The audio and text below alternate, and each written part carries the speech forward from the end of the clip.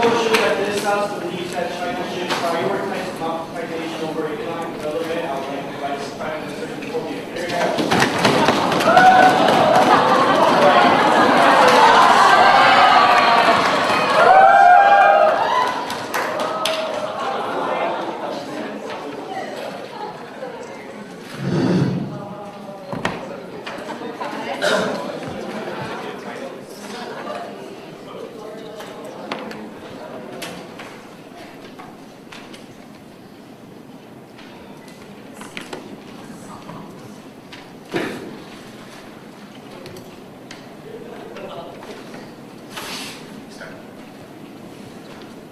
We're going to get two rabbits. We're going to get the economic growth, and we're going to also get the democratization. We think there are enormous harms of rapid economic growth without democratization. We want smooth transitions.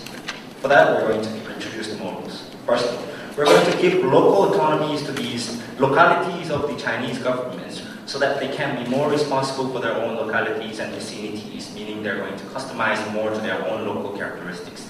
And second of all, we're going to also give more civil rights to these individuals in China so that they can have proper voting rights, proper information of the media, so that they can participate in the political discussions and so on.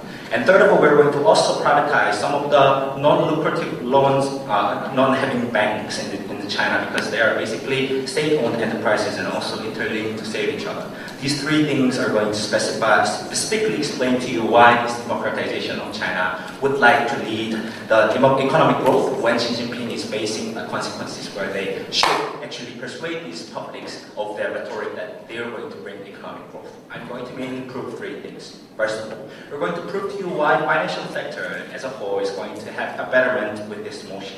And second of all, we're going to also prove to you why it's going to lead to a sustainable growth because of redistribution of the wealth. And third of all, why the reduction of the political cost of the Chinese government is going to lead to better society as a whole in China. The first argument. We think specifically economy in China is mirage in the status quo. We think unaccountable banks in China has two characteristics. First of all, it is state-owned enterprises, which is planned and controlled and manipulated by the state, which is the dominant party, CCP. And I think it is planned not by the demands of the people, but the demands of the party, the interests of the party. And second, they're all interlinked. We see great criticisms coming from the international society how Chinese banks are so big to support this Chinese economy as a whole, but then at the same time is so fragile to be bankrupt at the same time because they're so big and they're so interlinked and only supporting the domestic market by the plans of the CCP. These two problems is immensely making problems in society because it is having a non-lucrative loans in the society. It is depending on each other because they're interlinked. When me as a bank, as a SOE in China, is about to go bankrupt, but then the other banks in China is saving me because it's all interlinked. This is going to lead to a situation of U.S. financial crisis. I think it's going to be a similar picture of U.S. financial crisis because if one bank actually bankrupts, the other all banks are going to also bankrupt. These whole bankrupts of the old banks, all state-owned enterprises banks, I think the Chinese economy would not have a backbone of the cash inflow, cash flows, and actually support these capital flows in the society. The main reason and backbone reason why they are suffering from this society is because we think the allocation is not efficient. We think there's no civic society in China. We think there's no media actually checking upon these banks, how these banks are planning the economies, and how these beneficiaries of these bank loans are so limited to the people who actually have power. We think there is no local government or authority who is actually having rights to these people. We think we're going to actually dismantle that power from these local banks. We're going to give more autonomies to these local banks because they are based on their own regions. Then now they're going to plan the economic plan, the financial plans based upon the characteristics or based on the regional electorals of these own citizens. Right? I think it's going to dismantle the banks where they have non-lucrative loans, meaning the bad banks are going to die, good banks are going to be bigger. I think this is going to actually give the sustainability to these Chinese markets so that it's going to actually get rid of that fragile weaknesses inherently in their own market. I think this is going to prevent the situation of US loan control when their banks go bankrupt and then the whole economy goes bankrupt. This is also going to prevent a situation like Detroit, when one locality becomes empty and then go bankrupt as a whole. I think these situations are going to be the situation where we actually prevent by privatizing and actually planning their own localities and so on. And second of all, what we're going to prove to you is the redistribution of the wealth and how it leads to a sustainable development, right? I think the main problem of this Chinese market is that they are heavily dependent upon the exports, the major exporter in this world, right? But then the question is, what if they're not? What if they become not a major exporter in this market? I think the problem happens there, I think, because they're going to heavily dependent upon their own domestic market. Then the problem comes here, because they have no purchasing power yet. I think they cannot depend upon the domestic market because they don't have enough purchasing power in the first place. We think if we give rights to these Chinese people, if the people in China could argue that they are not getting the economic benefits from the government, I think they have the right entitlement. They can actually say something to the government that you, as a Chinese government, is losing its edge as a major exporter. Now you need to care about me, but then they're going to suffer from these deficits and dependency upon the domestic market when they don't have democratic rights. I think this is the major comparison that opening government is giving. So that's why we think the local distribution of the wealth and good distribution of the wealth by the demands of the people are going to give the benefits of being sustainable because they're entitled to their rights. I think that's why it's going to be definitely sustainable market. That's why even if they lose its edge, which is currently happening in the status quo, it's going to be preventing the situation of them losing its own rights. That's why these peasants in China is going to get better when they actually lose its edge as a major exporter. The third question that I have is the reduction of the political cost. That's what I'm saying. Xi Jinping is now failing his own rhetoric because he confidently said he's going to save the market of China, right? But then he's failing in the status quo. What people are going to say now are nothing because they have no democratic rights. Peasants are the majority of the people in China. When they are not discontenting to the government, when they are not actually going against the government, they can't argue anything. They're going to just suffer from its own poverty. I think we're giving rights to these people so that they can actually argue that their economy, their own lives are in suffering. I think this is directly leading to the political cost of the leader, whoever that leader is in China. I think we can prevent this by giving them rights, by giving them entitlements, and to the many different ethnic groups, because it might be a situation of Yugoslavia, it might be a situation of civil war when there are many ethnicities in China, right? But then when they are actually not distributing the wealth or rights to these various ethnicities in China, they're going to have a discontent. I think discontent is going to be prevented by the democratization of China, that we prevent social unrest and we prevent the bloody Tiananmen Square. That's why we're prioritizing the democratization of China. I'm very proud of this.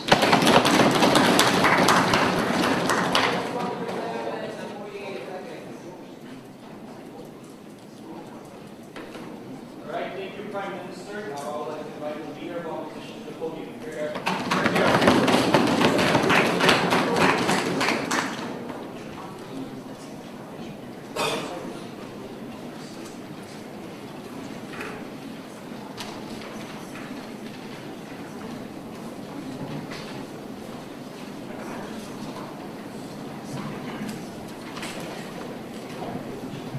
Testing.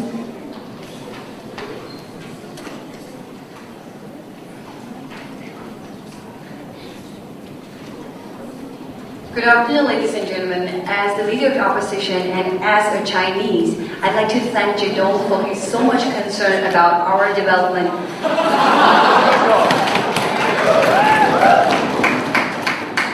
And according to what he has already been saying, I think he cares so much about our economic development that he actually said nothing about democratization. I think all he has been saying about those banks having more autonomy and also those things are actually should be our concern, right? That should be our I think he mistake where he should be sitting. I think the bench is there for him. Anyway, so I still want to correct something that he said that is factually wrong, because I'm Chinese and because I have internet sources that you have, and also I live in China, so I'm kind of the living witness that you have, so you pretty much rely on what I'm saying now about the facts. For example, he's complaining that they don't have the proper way to vote, but actually we have that system of People's Representative Congress. So they basically elected one layer by one layer, like sub-county district, and then the district, then to the city, then to the province, then to the whole Congress. So I'm not saying that our democracy is perfect. No country's democracy is perfect. There's way to improve. But what the Prime Minister is suggesting is not an improvement at all, because he suggests one, that the local council that we already have. Second, there is like autonomy for Chinese banks. But what's actually happening in China right now is that they have this control over 4 major banks like CCBC and RBC, that kind of thing. They also have investment banks. They also have private banks. Though their rights are somewhat limited compared to more free market, but still they have more room to help with the economy. So that's another thing that's actually wrong. So basically what Jeong already said is that they want the media to be freer so that people can complain. That's his idea and conception about what democratization is. But now with the internet and social media and Weibo, and it's a Chinese version of Twitter if you don't know about that. So we actually have ways to complain. We have ways to review corruption. For example, one officer who showed up with a Hermes, LV's belt, and people complained about that and question where is that income that can support that a luxury belt anyway. So there are ways for people. There are more ways compared to the past. So maybe we've been living in the past. Anyway, so for people to complain and to say things that's supposed to be bad about the government, and the government is being more open to the idea of endorsing more opinions. It's not that democratized in this circumstances, because China has such a vast land and such an unbalanced resources for education. So once the information is spread out instantly, the kind of radical revolution in the media happen, that wouldn't be a good thing in terms of stability and in terms of the long-term economic development and other things that our Prime Minister actually cares about. So, yeah, I'll take one from the closing. Okay, can you guarantee in your government system, people who is not favored with the government can be successful in terms of studying, in terms of business, in terms of government officials? I don't think in any country there is anything called guarantee of success. No matter what kind of stance you stand against or for your government, I don't think that's guaranteed in any circumstances. Especially when China now welcomes economic development, which is what we are arguing for, is already out in the air, and we want our economic to develop because we have such a huge population. We want the government to fulfill its role, which comes to my first constructive argument. The government role in China is, to some large extent, fulfilled right now. Most people, the majority's aspiration of living a good life or having the future to live a better life is being done, and is going to be done under the current administration. So let's see what should be the role of government. They should provide defense against other external enemies. That's not a problem right now. They should maintain a stability, which means they should provide they should provide food, they should provide education that would promise and give people the chances to pursue a better life. That's what the Chinese government is doing now. Believe me, I'm satisfied. And if people are not satisfied about this, what would happen? There will be revolution. There will be revolution happen if they are not, if they don't choose to endure with the circumstances.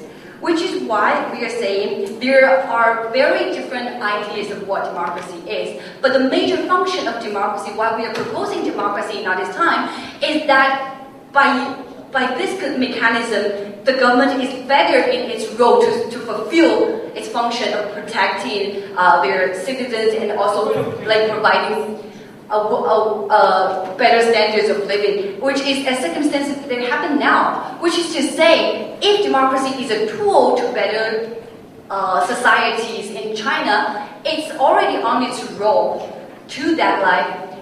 If the Chinese population is more ready for the idea of a more liberal version of democracy or more right to them, then we are open to the idea later when it's ready. So, it's out of order, right? With that said, we would say that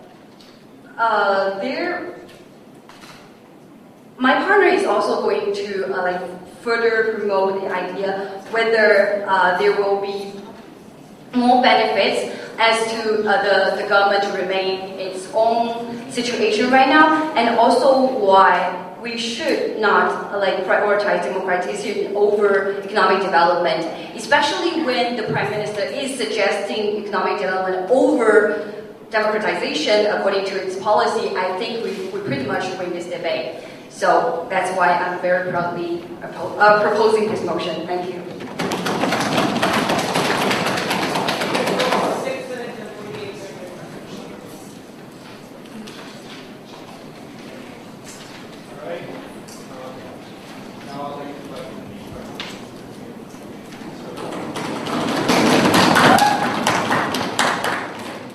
The DPRK provides military protection for its own citizens. DPRK has its own election systems. DPRK also has its own media system. DPRK provides the following that they presented. One difference with China, economic prosperity. That's why today, the opening government has presented to you multiple scenarios why the economic prosperity in the foreseeable future will also be destroyed. And upon such destruction of economic prosperity, we see again foreseeable, tangible social fragmentation. They will lead to political embroilment. They will lead to secession of states. They will lead to what we have observed after Soviet Union in certain post-Soviet unions. That's why we are proud to propose today, because we believe that the only sustainable growth can come from Chinese people's brave decision to finally embrace democracy, albeit the fact that it's a Western concept, albeit the fact that it's not theirs from the start. They need to be less narcissistic. Before we move on to two more important substantive matters. First, why is it important that China is recognized as a certain and a credible actor in the international relations? We will furthermore contribute to you why this social perception within China must change to adapt itself in 21st century, because learning obedience is not the only answer and the only education that 21st century citizens should acquire. Before that, a few rebuttals and a few clashes that we need to clarify.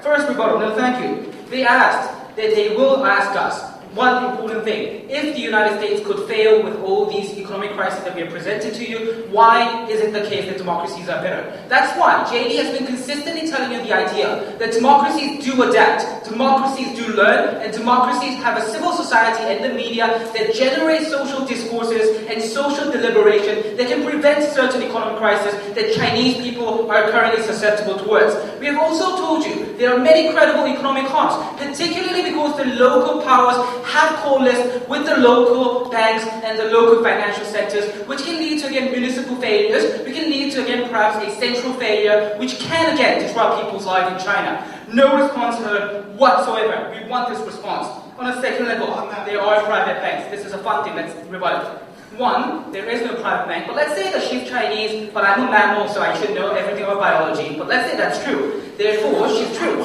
In that case, what we argue is this. In China currently, major banks as well as social enterprises are backed by the government, and those who don't play by the rule is rude. It cannot make a lucrative business in China, and therefore whatever private enterprise you argue in China that is inherently domestic, they do not operate and they cannot compete against the large conglomerates that CCP is willing to support. Then, two clashes. First, regarding why is democratization good? They seem to be not understanding this. One, we believe that democracy is invaluable because it leads to self-determination. Not a forced election with forced ballots and one choice, but a legitimate choice to decide upon the policies that leads to the social fabrics of your own country, that leads to the most important economic decisions of your country, and therefore, if the country fails in the near future, you are finally accountable for it. In other words, because you have been voting in that particular region, because you have joined in the social contract that gives you duties as well as rights. You get to have an idea of self-determination, and that's an invaluable aspect. But furthermore, we have told you that self-actualization is only possible through democracy, because the idea that you do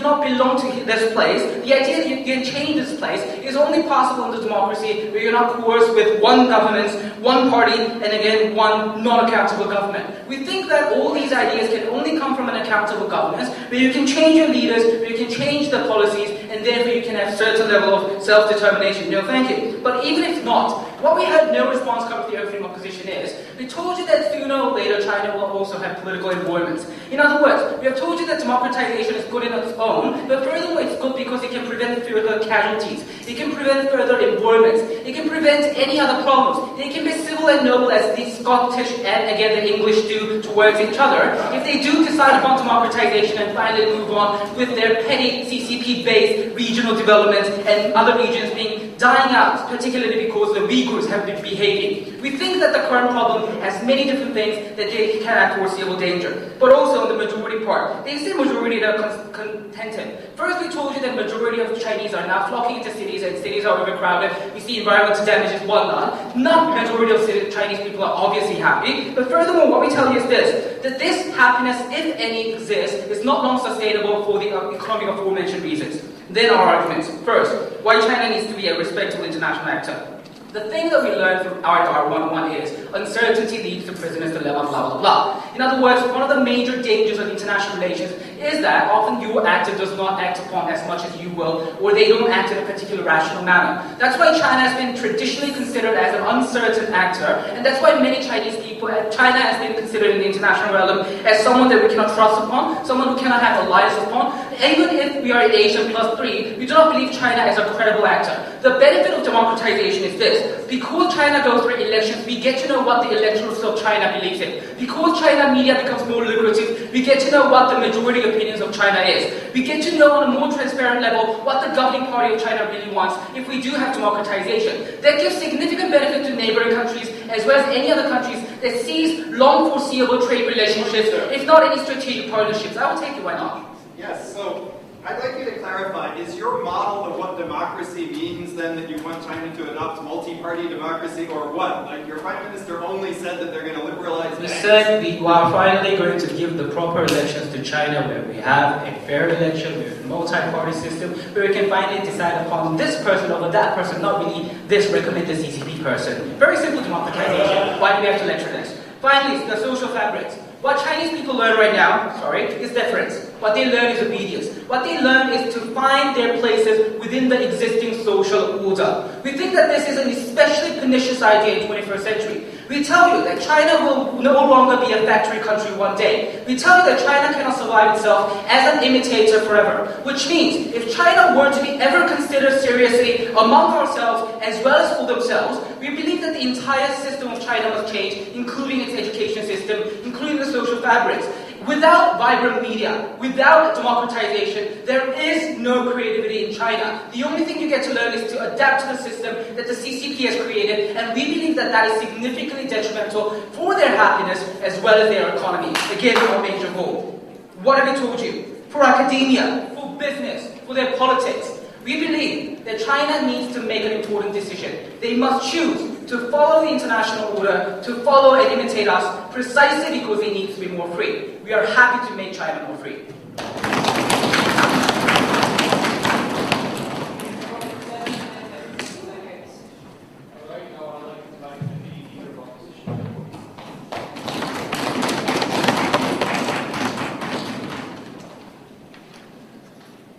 Finally, we have a clash in this debate. So they really want multi-party democracy. They want China to be like the US or the UK or Korea or a country like that. And we, on the other hand, think that all the stuff the Prime Minister was arguing about why we need to develop the economy and improve the banking system is much more important. So we're glad to engage on that. I'm going to talk about three things in my speech.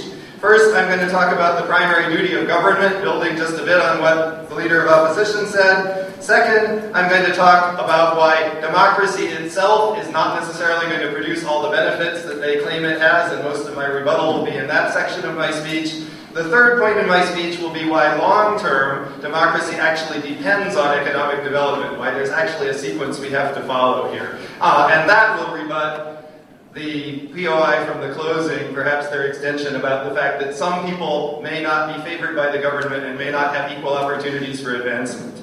Okay, first point, primary duty of government.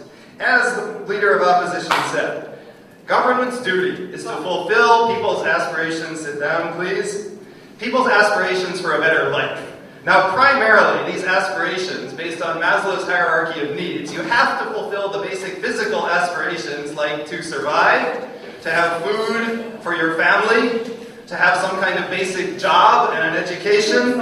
These are the most important things China faces right now. And if government is going to fulfill its responsibility to the people, its first responsibility is not to these higher order needs like self-expression or chance to produce beautiful art, but basically to take care of your family and have a job. Now, China faces a big problem, as the leader of OP said. People are flocking to the cities, there's unemployment.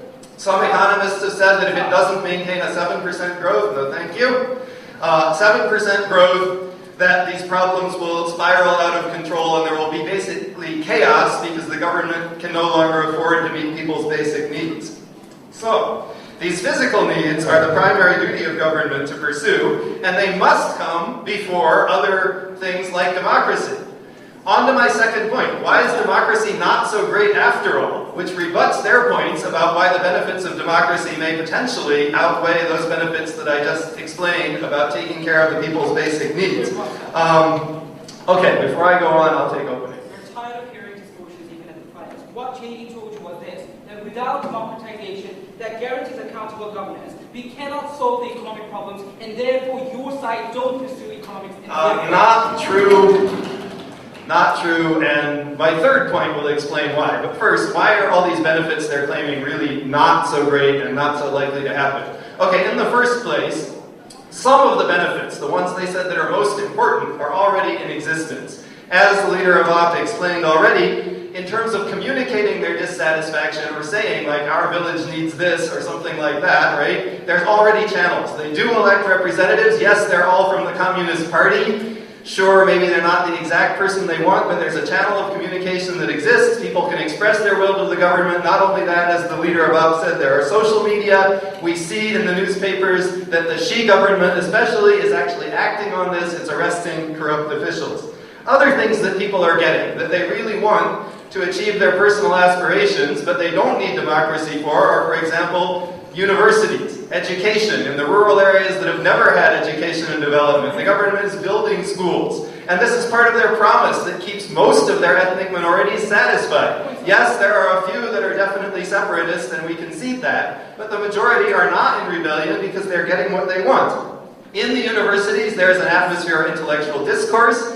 You have organizations like IDEA coming in and sponsoring debates where they can even debate on the motion this House believes Taiwan should declare independence from China. You have a lot of intellectual ferment and development happening on the grassroots level that the government is slowly acknowledging. And the benefits, on the other hand, of moving immediately to full democracy are not so great. We can see, for example, under their model, Russia has adopted exactly what they're saying. Oh, multi-parties. Does that necessarily mean Russia is democratic or everybody has equal opportunities? No, it does not. Vladimir Putin still controls the state power. He can still suppress opponents or harass rallies. It doesn't necessarily mean because you have multi-parties you have democracy. Look what happened in Iraq. It's fallen apart because of multi-party democracy. Even in the United States, no thank you everybody, there's hardly full equality. Even though it's a democracy, we can see already, like with people versus People versus something united, right? The decision that now huge corporations and rich individuals can contribute so much more to the political system that you hardly ever have incumbent politicians overturned. You have corporate interests vastly represented. Like people are outraged at the Wall Street banks for ripping them off. Not a single prosecution has been done. Not a single criminal prosecution. So we can't say in full democracy that the people's basic aspirations are that well realized. Yes, there are some benefits, we don't deny that, but even the Chinese government admits, long term, we do want democracy. We need development first. That's my third point, why development must come first in a sequence, but before that I will take closing if you have one. Okay. The problems of your case, because you never proved to us how your policy can bring the democratization, right? We think this is the first step. We are going to have a better democratization after we open the media to the public. Right, thank you. Okay, so my third point. Right, again, I'm sorry for delaying my rebuttals to both Sungryul's point and NC's point, but this is going to happen now. No more POIs. Right. Long-term democracy depends on development because the basis of democracy is an informed public who not only is involved in discourse, not only involved in saying, oh, we have a problem about this, but also involved in rationally weighing alternatives, assessing the validity of candidates' promises, comparing what the candidates say to observations that they make about reality or the way economic systems work, the way political systems work, the harms and benefits and impacts of a certain development project, whatever. For that, you first need education. Lots of China is rural and uneducated. Part of the government's promise to the people of development is we're building schools. Some of them collapsed in the recent earthquake, and that's really bad, but still, the government's meeting its promise, and people are generally satisfied with that. You can see in the history of democracy, any Western nation, there was never a jump to full multi-party democracy. In England, for example, only the property classes could vote until the early 1800s. It was slowly expanded, step by step, to people with less property. Finally, people with no property. Finally, indentured servants and women, right? We don't see any sudden jump to democracy ever helping any country out. We think the economic development, we think the education, the resources to be an informed voter must come first. We think opening up is going to take this debate. Thank you.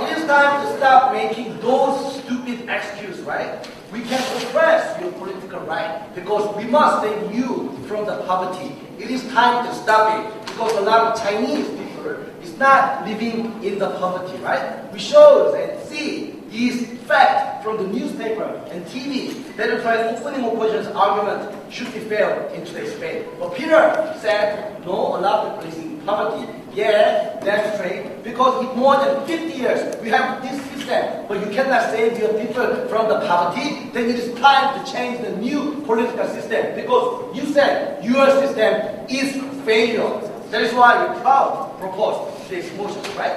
I think with that, I have 3 questions in this debate. First question, what is the future development of the Chinese government?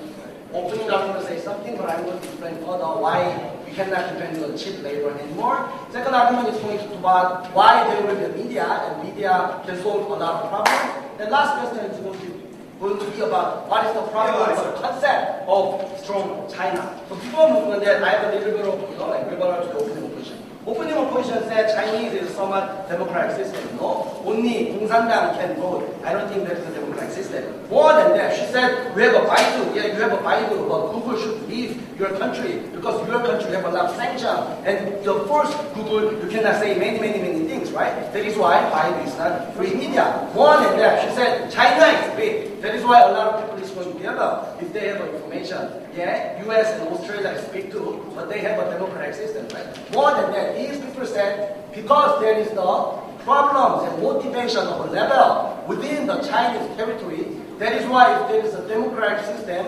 government should care about these people, right? We are going to do more schools, we are going to have more education. And Peter said, look at Russia, because they have a multi-party system, but it's not democracy. I think that is very unfortunate, right? But I don't want Russia, China becomes Russia. We want to become a new system.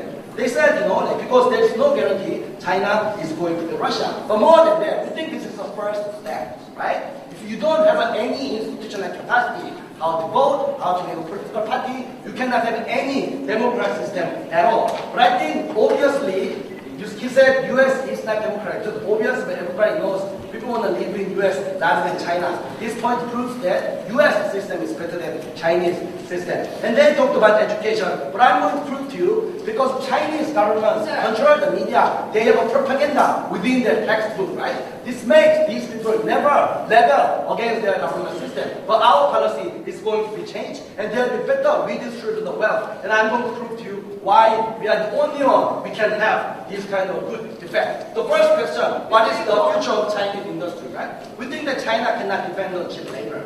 Labor is cheaper in Vietnam, Myanmar, right? A lot of industry is leaving Chinese state. T-shirts, making a small, like the stopwatch is already leaving to the Vietnam, and the Myanmar based on, according to the economist report. So we think this is not right. We think that this is a time to have a better skilled expertise in industry, right? How can you have a skilled and expertise industry? You have the merit-based system, right? But your policy cannot have merit-based system. Sir. Why this is true? Because these Chinese government depend on only one political party, right? Political party members must support the Chinese government.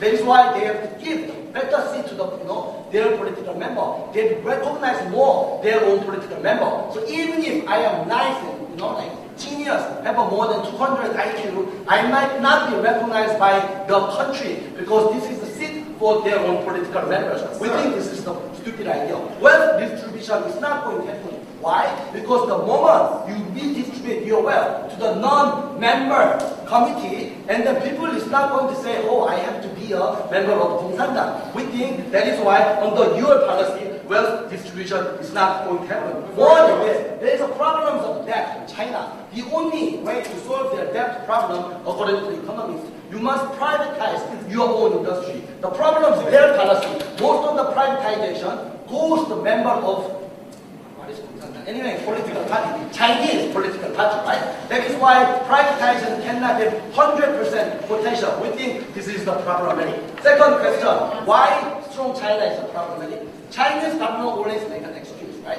I'm going to make China better than before. That is why I'm going to take away your political right. There's two problems. First, that is why Chinese always oppress minority and the weak, right? Because when they compromise with the minority, it sounds like you are weak. That is why there's a lot of problem with the terrorists, with the big knife. These guys never use the gun. Knife control your head, right? We think it's unstabilized society. More than that, Chinese government don't want to lose tiny, small jobs because this is only way they can maintain their political power. Why this is the problem? Sometimes country must sacrifice a little bit of job to have a better improvement, right? Like FTA, WTO, and those kind of stuff. But Chinese is not going to do that because the moment you lose your job, the citizen thinks my government is not going to provide me a job, even if it's a shared job. They will take Chinese government. That is why China always refused some of the FTA. China always tried to manipulate their own currency because this is the only way to maintain their small jobs. Yes.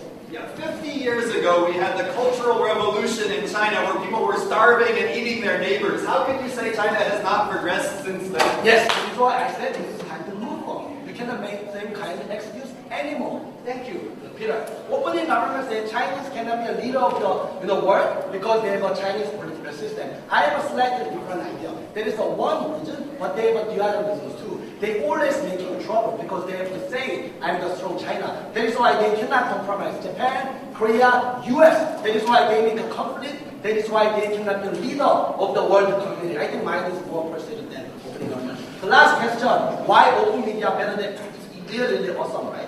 We think that because Chinese government don't want to lose their grip on the media, they always oppress it, right? That is why media cannot disclose any fault of the Chinese government. That is why their argument can be complete by my media point. There is a lot of state-owned system, but they are afraid of saying I fail a lot of state-owned company. That is why even if they are losing a lot of money, regional bank is going to lend money to make it normal, to make it success. We think this is the problem. Second, there's a lot of regional government debt, right? There is a lot of regional government debt. If I say I have a regional government debt, the people is going to hate the Chinese government. So if there's no media, this kind of problem can be solved. But our policy can solve this problem, right? Because we'll open media to the public. If there is a problem, the media is going to checks and balances, and people is going to show their will by the voting system. Mr. Speaker, we are the only one who talked about media. We are the only one why Chinese future development lies on development individual citizens. That is why closing government should win this debate.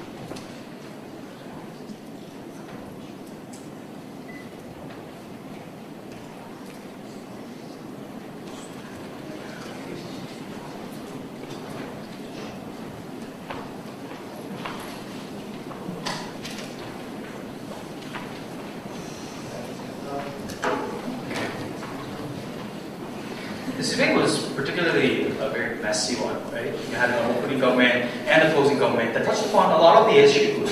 But the crux of today's debate is actually about whether economic development should be prioritized, and whether democratization should be prioritized, and whether we should prove on each side that whether if you democratize first, will the economic development come, or if economic development comes, will democratization come? We thought that opening government was very irrelevant because they actually talked about, they didn't really actually provide a linkage in how they're going to actually have redistribution of wealth. And they just said, oh, let's liberalize the market. Let's actually, privatize the banks. We say that if it's necessary, then go for it. But we think that there's a net harm when you actually bring a total democracy on society. It actually brings a net harm to society. And if you democratize first before economic development, then we're not going to be able to actually have, we're not necessarily going to have economic development at the end of the day. I'm going to prove to you that in my extensions. What's that? No, thank you. And then closing government talked about, we're going to have, what did they say? I have a hard time understanding this. Yes, sir. What we argued was this, that the current problems of China is because it's not democratized. Therefore, through democratization, we give civil rights, we give redistribution, we give autonomy, problems are one by one solved. Yes, okay, civic duties are good, but not in the context that when you're not economically developed. I'm going to explain that in my extension.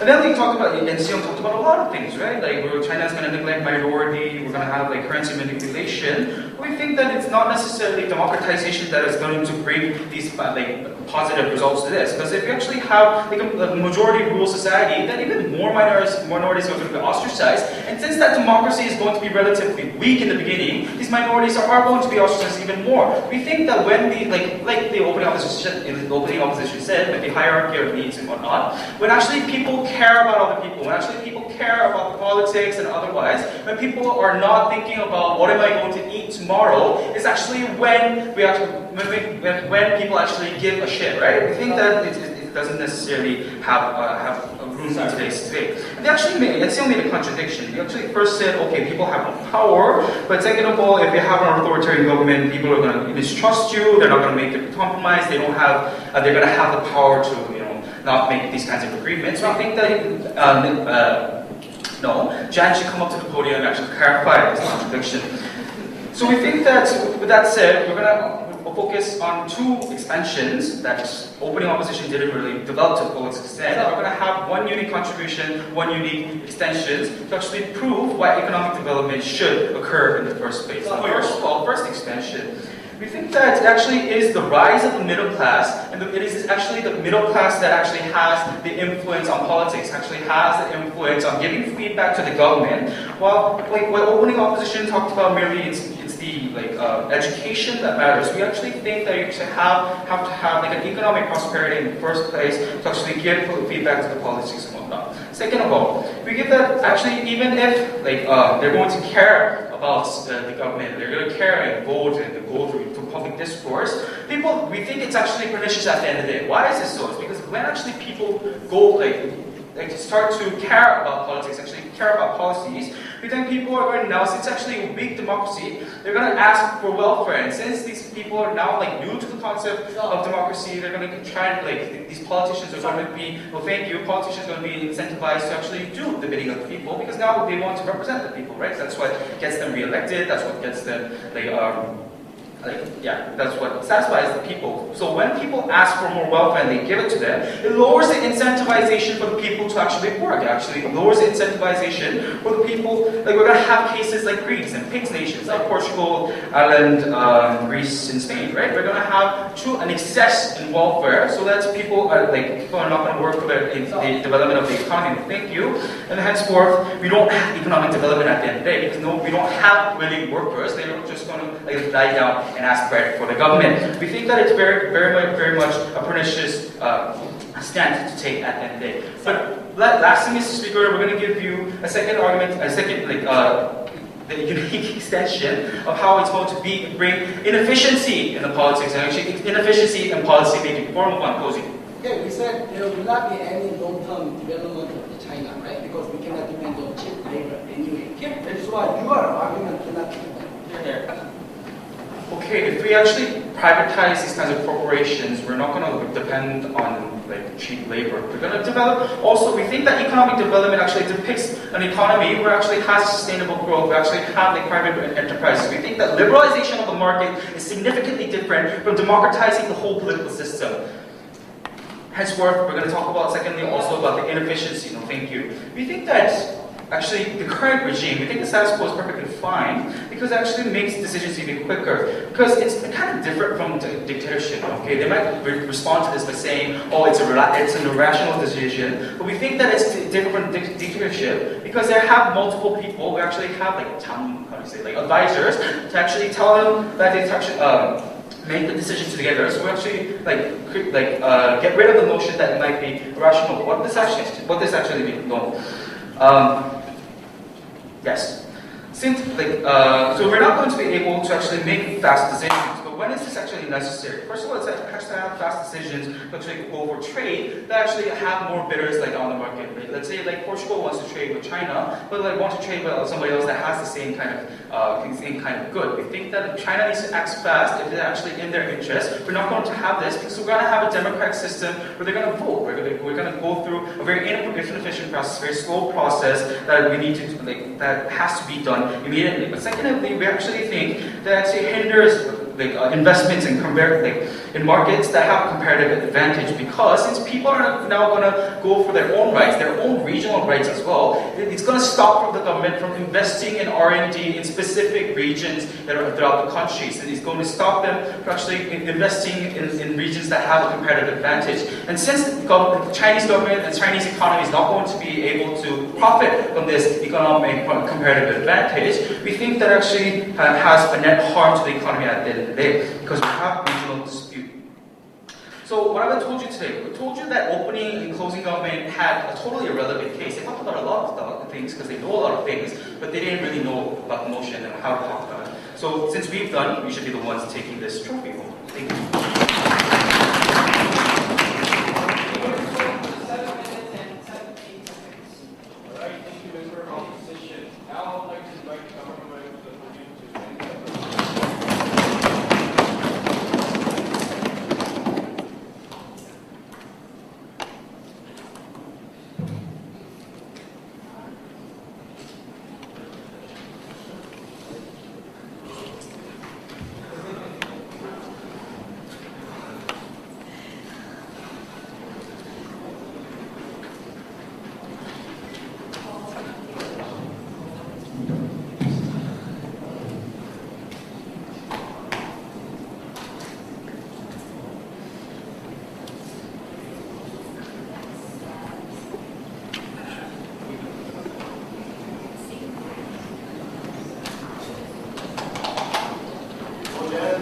Mr. Chair, the stand coming from the closing government side is that we think it's about time for China to democratize in order to further pursue economic development. This is not a debate, just like how closing opposition wants to paint as if it's a choice between economic development and democratization, right? Because the stance coming from the government side is that we think that the moment you democratize, it better improves the economic condition of China. And that's the kind of characterization that we wanted to discuss on today's debate. Now, to further analyze this and to clarify the debate, I have two issues that I wanted to resolve. First, I want to discuss on whose paradigm it's actually better for the individual and societal development. And second, how can we actually best achieve a strong China in the present situation, right? Let's discuss the first issue when it comes to individual and societal benefits. This is a direct engagement with closing government side. The material that we've heard coming from Jeong a while ago was that we're fine with the present situation. You don't need to democratize because there's a growing middle class right now. We agree. We like that. But we think that it's about time for China to move forward and to change the strategy. Because what's happening in China right now is similar to the 1970s economic development of Korea, right? These are, you have a lot of big companies controlled in Korea by chaebols, in China by the state, right? But the problem there is that you need to move forward because NZ already gave you a characterization that right now, the labor in China isn't what Peter depicted a while ago, that it's still cheap, that we need to, prioritize these people giving them jobs. The question when it comes to labor discussion in China is not really when it comes to do they have cheap labor or not. It's more on like, given the situation that have already changed, how do we best, provide labor to these people? Because the problem that we have coming from Jeong's analysis is that we think that if we don't democratize in the near future, the industry of China will fail the middle class. Why is that? NC already gave you the idea that no, it's not China. When you talk about cheap labor, it's not already their strong, asset when it comes to comparative advantage. You've seen coastal areas increasing salaries. Guangdong increased 12% of their 12% of the salaries of the blue-collar jobs. Foxconn in Taiwan, bordering China, also increased from 16 to 25% of their salary. The point there is that we're trying to make is that there is a trend of increasing salary even when it comes to blue-collar jobs in China. Now the question is, what do you do then? Given this is the kind of situation, do we maintain the kind of premise the Chinese government is holding? And he said, no, it's about time for us to change all of these things. Because if you're not going to do that, then your investors, your multinational corporations would actually move to Vietnam, would actually move to Bangladesh, which have the comparative advantage that China is actually claiming right now. And we think that becomes bad for the Chinese individuals, which we think that at that particular level, then Chinese government would be failing their citizens. And we think that that's why this is actually in the interest of the Chinese government for the individuals in order for them, later I'm going to discuss this further, how to maintain a better grip of their country. But before anything else, points. Yeah, so how can China start this multi-party democracy or better industries before it develops the outer regions and builds basic industries and schools to educate people to participate in this process? I think opening government dealt with that. But the thing that I wanted to emphasize, coming from closing government, is that even if the system will be imperfect, which is what their claim, right? We think that's important for us to create initial institution or important institution that would somehow introduce democratic ideals when it comes to democratization of the economy and society as well, even if it's imperfect, because at the end, the moment that you've actually created these things, we think that it can be developed. Because the main problem of Jeong a while ago was the concept of inefficiency when it comes to trade. Really? Can really, state-owned companies become efficient? You've learned basic principles, right? When it's state-owned, it's less efficient. When you invite more private corporations, when you actually privatize a lot of things, then you get to see a lot of competition. Then the system becomes more efficient, and that's the kind of situation that we wanted to see in China, right? I don't think the problem of inefficiency happens in in the current situation, because even right now, the most successful business when it comes to trading in China, Alibaba, is a private entity, right? The Amazon of China. You've seen how these things are actually somehow becoming more efficient compared to any state-owned companies that we have. That's the kind of problem. That's why we want to invite all of these things, because one, it betters the economic or business situation. Second, it's being trickled down to the individuals, because now we can guarantee you that the jobs that closing government likes will still be there. Because the moment that we don't change the system, then I'm going to tell you, multinational corporations will just suddenly leave the country. Second clash. Let's talk about how this actually achieve a stronger China. The claim on the opening government side is that, right now, China is doing well. That government prioritizes basic needs. That, democracy, when you talk about that, when you do it, you will only see trappings of democracy and you won't really achieve all of these things. We don't think that's true. Right? Because apparently, even if it's an imperfect system, the concept of merit-based system that NC discussed is very important. Because the problem with the Chinese government, especially when it comes to business dealings, even when it comes to political, affiliation, is that it's highly based on nepotism, or if not on political allies, which is something really problematic, right? And that's the kind of situation that maybe we needed to change now in order for us to see a better and a stronger China. Because the moment you democratize all of these things, then the government can somehow have a better grip, right? Because now it shifts the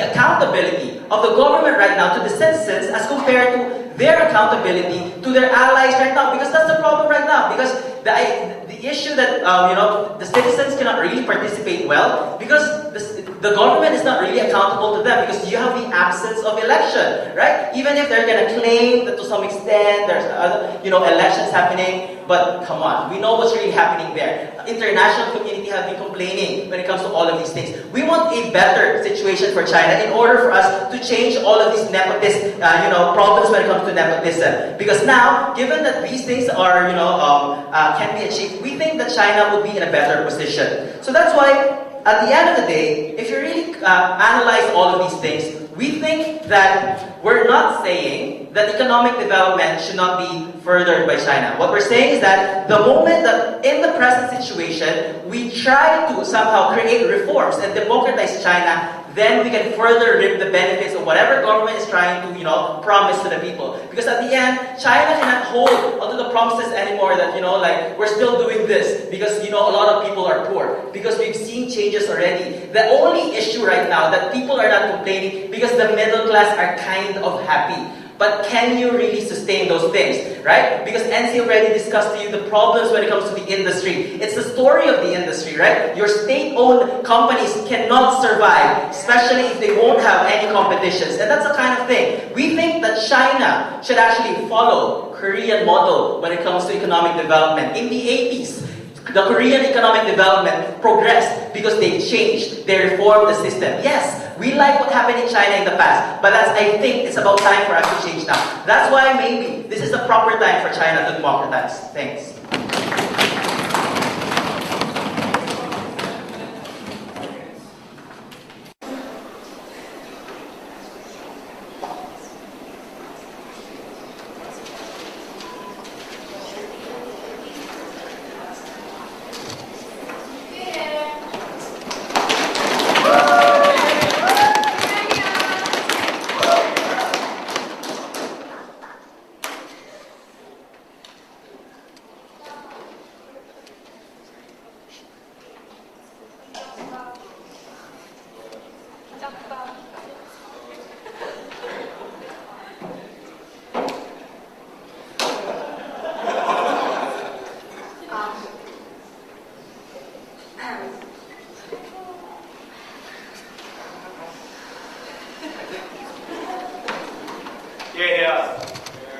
Mr. Speaker, we think Jen hasn't been actually very good in studying political science and history of Korea because he said China should follow Korea's economic model. But the thing is, China is exactly following the economic model that happened in Korea. Because the thing is, Samsung and Hyundai are the ones who are actually growing in Korea, but who are the ones who are actually favored by Park Chung and Isuman or whatnot. So like when you said the problem where China is only favoring a certain company is actually, so it actually proves they are in their own way of achieving economical success. They are on their own way of achieving bottom-up democratizations. So three clashes. Firstly, I'm going to recontextualize the debate. And secondly, I'm going to tell you about what true democracy is. And thirdly, I'm going to tell you it's going to be an evenness case, and it's going to be a unique extension coming from the closing opposition side, and telling you even if China is doing a certain so bad job, and even if democracy under their model happens, why you should still prioritize economy over democratization.